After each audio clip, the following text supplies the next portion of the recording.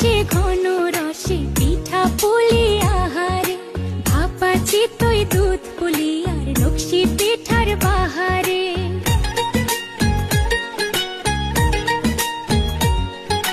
পৌষ মাসে ঘন রসে পিঠা পুলি আহারে, ভাপা চিতই দুধ পুলি আর নকশি পিঠার বাহারে।